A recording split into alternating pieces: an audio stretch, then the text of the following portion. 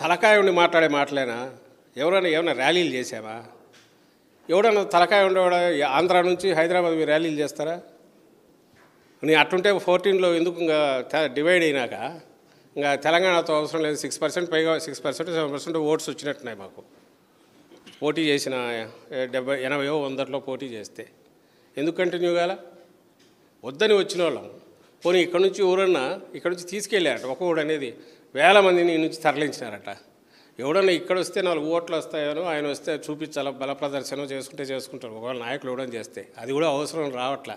ఎక్కడ అభిమానం ఎక్కువై ఆ అభిమానం వల్ల వచ్చే దీనికి ఆ ప్రెజర్ అనేది ఉంది తప్ప ఇక్కడ హైదరాబాద్కి పోయి అక్కడికి పోయి అందరినీ జనాన్ని పోగేసుకొని ఇక్కడి నుంచి తీసుకొని వస్తే బస్సులు ఉంటాయి కదా, బస్సులో ట్రైన్లో వచ్చిన వాళ్ళు అందరూ ఉండాలిగా.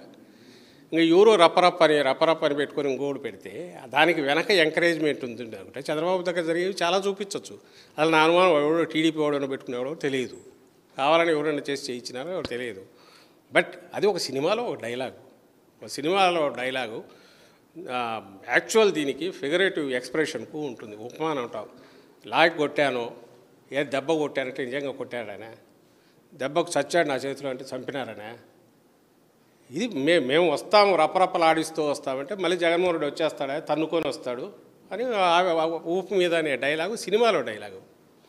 దాన్ని పట్టుకొని ఒకడు లబలబ అయ్యా దేవరా కాపాడండి మమ్మల్ని చంపుతాడు 85 దాటితే ఒకడు దాటితే ఇంక మమ్మల్ని ఎక్కడ బతకనిస్తారు దేవరా అయ్యా సుప్రీంకోర్టు చీఫ్ జస్టిస్ గారిని ఒకటి ఏడు ఇంకోడేది ఎన్కౌంటర్ చేసి ఆయన జగన్మోహన్ రెడ్డి అండి వాడి కడుపుమంట. వీళ్ళకి ఎన్ని జెలుసులు డ్రమ్ములు సిరప్ తాపితే కూడా కడుపుమంట తగ్గుతుంది లేదు తెలియట్లా. సో ఇది వాళ్ళకు వాళ్ళు ఒకటి క్రియేట్ చేసిన హైప్ క్రియేట్ చేసి కూడా వాళ్ళకు వాళ్ళు కామెంట్ అంటే దాని మీద వేరే రకం వాళ్ళు రియాక్ట్ కావడం వాళ్ళ వల్ల కూడా కాలే. ఒకటి వాళ్ళు అర్థం చేసుకోవాల్సింది చంద్రబాబు నాయుడు తలకిందులు తపస్సు చేసిన ఆయనకో ఆయన కొడుకు ఈ అభిమానం అనేది రాదు. ఇది దేని నుంచి వచ్చిందంటే డికేడ్స్ టుగెదరు ఈ ఫ్యామిలీ దీన్ని ఒకప్పుడు కడప జిల్లా వాళ్ళు చూశారు, లేకపోతే పులివెందుల వాళ్ళు చూశారు, తర్వాత రాజశేఖర రెడ్డి గారు వచ్చాక రాష్ట్రం మొత్తం చూసింది. ఆయన విధానాలు ఏవైతే ఉన్నాయో దేశంలో చాలామంది ఫాలో అయ్యారు. తర్వాత జగన్మోహన్ రెడ్డి గారు దాన్ని మరింత ఇంప్రూవ్ చేశాడు. ప్రజల గుండెల్లో అక్కడికి దగ్గరికి ప్రతి ఇంట్లోకి వెళ్ళగలిగారు. జగన్మోహన్ రెడ్డి గారు ఏంది మా నాయకులు మీరే గమనించారు 2-3 సార్లు గడపకు మేము అధికారంలో ఉన్నప్పుడు రూలింగ్ పార్టీ వాళ్ళు అంతగా ప్రతి గడప టచ్ అయిన సందర్భాలు చాలా అరుదుగా ఉంటాయి ఎన్నికల సమయంలో తప్ప. ఎత్తపోగలిగాం పోయిన ప్రతి చోట మయ్యా ఇది చేశారు, బ్రహ్మాండంగా చేశారు, ఈ స్కీమ్ వల్ల మా పిల్లలు చదువుకున్నారు, దీనివల్ల ఇది ఎంతమంది అనలేదు.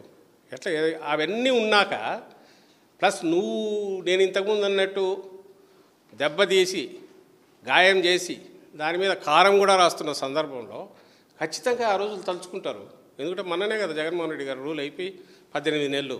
అరే నిజంగా ఆయన ఉంటే ఎంత బాగుండేది, అయ్యా నిన్ను అనవసరంగా మిస్ అవుతున్నామని తలుచుకునే వాళ్ళు పెరుగుతారు, వస్తారు. అది న్యాచురల్. ఇది నువ్వు దానికి ఇట్లాంటివన్నీ పెట్టుకుని ఈ రప్పరప్ప అన్నాడు ఇంకొకటి అన్నాడు అనుకుంటే నీ కడుపు మంట తీరుతుందేమో ఎక్స్ప్రెస్ చేయడానికి. లేదా నువ్వు భయపడతాంటే భయపడు, యూ డిజర్వ్ దట్. ఎందుకంటే నీకు అన్యాయంగా అబద్ధాలని ఓట్లు వేయించుకొని వచ్చావు కాబట్టి నీకు ఎలాగూ తప్పదు. మళ్ళీ నేను చెప్తున్నా రప్పరప్ప అంటే ఏదో బంగాళాఖాతంలో కలుపుతారంటే నీళ్ళలో వేసి ముంచి తేలుస్తాడు చంపుతారని కాదు. అట్లా భూస్థాపితం చేస్తారు రాజకీయంగా చంద్రబాబును కానీ ఆ పార్టీని కానీ. దానికి కావాల్సిన లక్షణాలు అయితే అన్నీ కనపడుతున్నాయి. ఎందుకంటే అబద్ధాలు ఒకసారి రెండోసారి రావు. సంబంధించి కోర్టు సంతకాలు సేకరణ చేశారు, ర్యాలీ చేశారు, ప్రజల నుంచి సరైన స్పందన లేదని ప్రభుత్వం ఫార్వర్డ్ అవుతుంది. ఈ ప్రైవేటీకరణకు సంబంధించి ఎంతవరకు ఉంది సార్ ప్రజల నుంచి స్పందన? యాజ్ ఆఫ్ నౌ నాకు తెలిసి అయితే 80 నుంచి 90 లక్షల దాకా సంతకాలు అయ్యాయి. అండ్ మీరు గమనిస్తున్నారు మాకు స్పేస్ ప్రాబ్లం. ఇప్పుడు డిజిటల్ అయినందువల్ల మ్యాక్సిమం పెట్టగలుగుతున్నాం. కానీ మీరు గమనించి మీకు నెట్వర్క్లు ఉంటాయి, అందరూ మీరు మీడియా వాళ్ళు తెప్పించుకోండి. జనం స్వచ్ఛందంగా వచ్చి సంతకాలు చేస్తున్నారు. ప్రతి ఈ కోటి కాదు, కోటి దాటి 1.5 2 కోట్లైనా వచ్చేట్టున్నాయి. ఏం సింపుల్ రీజన్, వ్యాలిడ్ రీజన్ కనపడుతోంది. జగన్మోహన్ రెడ్డి గారు ఏదైతే టేకప్ చేసిన ప్రభుత్వ సూపర్ స్పెషాలిటీ ఆసుపత్రులు మెడికల్ కాలేజీలతో పాటు వచ్చేవి కానీ మెడికల్ కాలేజీలు కానీ ఒకటి విద్యార్థులకు అడ్వాంటేజ్, రెండవది వైద్యానికి సంబంధించి బ్రహ్మాండమైన అడ్వాంటేజ్. నాట్ ఓన్లీ పూర్ కాదు, మిడిల్ క్లాసు ఇంకా అప్పర్ మిడిల్ క్లాస్ కానీ. ఎందుకంటే ఫెసిలిటీస్ మన డోర్ స్టెప్ దగ్గరికి వస్తున్నాయి. ఇవి కార్పొరేట్ వారికి వయబిలిటీ ఉంటే తప్ప చేయలేని పని గవర్నమెంట్ కాబట్టి ప్రతి పార్లమెంట్కి ఒకటి పెట్టడం వల్ల కొన్ని పార్లమెంట్లో 2 కూడా వస్తున్నాయి వచ్చినందుకు, ఎందుకంటే ఆల్రెడీ 12 ఉన్నాయి, ఇప్పుడు మళ్ళీ 17 కాబట్టి. సో దానివల్ల ఈ అడ్వాంటేజ్ వస్తుంది. ఇది తెలుసు ప్రజలకు, దానికి ఇంకా స్పందన ఉండకుండా ఎట్టుంటుంది. ఈ స్పందన చూసి యాక్చువల్ అతను వెనక్కు తగ్గాల సెన్సిబుల్ అయితే, కానీ లేడు, తను బుల్డోజ్ చేసుకుని పోదలుచుకున్నాడు, తనకు తను భ్రమలో ఉన్నాడు, లేదా ఎలాగో రాను కదా ఏముంది లెట్ మీ గో హెడ్ అనుకుంటున్నాడు. దాంతో అదే దీంతో పోతున్నాడు. జనంలో మాత్రం మామూలు స్పందన లేదు. బహుశా దీంతో పాటు మిగిలిన దెబ్బలు, ఇతను కొట్టిన దెబ్బలన్నిటికీ, చంద్రబాబు నాయుడు కొట్టిన దెబ్బలన్నిటికీ రియాక్షన్గా కూడా, నిరసనగా కూడా వాళ్ళు ముందుకు వస్తుండొచ్చు. నాట్ ఓన్లీ మెడికల్ కాలేజెస్, ప్రతి సెక్షన్ను హర్ట్ చేస్తూ వచ్చాడు కాబట్టి వాళ్ళ ఎక్స్ప్రెషన్ అనేది ఇంత బ్రహ్మాండంగా ఉంది. అండ్ బహుశా ఈ రీసెంట్ టైమ్స్లో నాకు తెలిసి ఇట్లా మేము పూర్వంలాగా ఒకే పేజీ మీద 10-20 సంతకాలు కూడా తీసుకోవట్లా, ఈచ్ పేజీ ఓ సంతకం తీసుకుంటున్నాం విత్ ఎక్స్ప్రెసింగ్ దట్ వ్యూ. వాళ్ళు వచ్చేసి వాళ్ళంతా వాళ్ళు చేస్తున్నారు.